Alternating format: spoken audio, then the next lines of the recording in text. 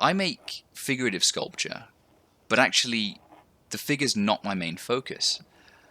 Ultimately, I'm interested in the form, and form in itself is abstract.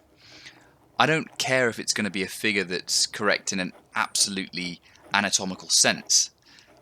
It doesn't have to have, perfect features, like a perfect face with eyes, a nose, and a mouth. I'm interested in using the human form in a loose way to contain a series of abstract shapes.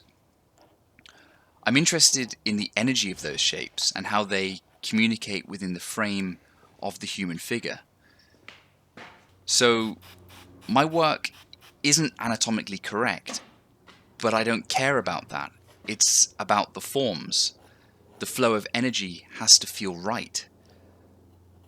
And I will constantly scrutinize a composition. I'm tirelessly seeking and refining the forms. A sculpture should radiate energy and power. And sometimes I think sculpture is a lot like music.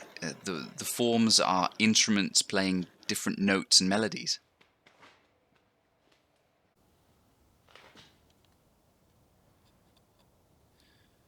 Usually I have an image of a sculpture in mind that I want to explore, but more often than not, the sculpture I'm attempting to make will end up turning into something else entirely.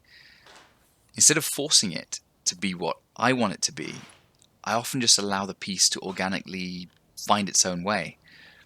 I don't think you can force something.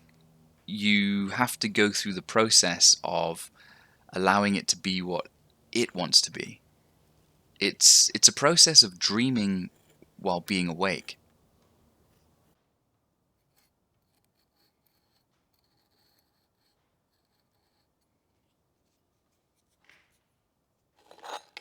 So when I start making a clay sculpture, everything is in flux.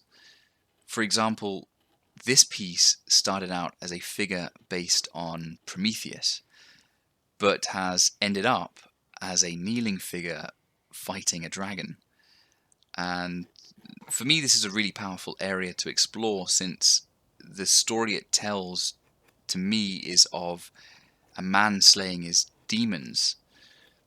Perhaps the dragon is representative of the chaotic mind, or perhaps it's his ego or his fears, but ultimately it's the archetype that interests me.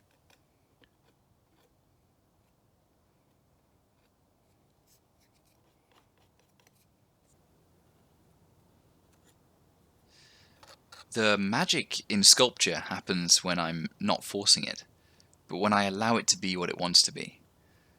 I just follow the process. It's always a surprise what it ends up being.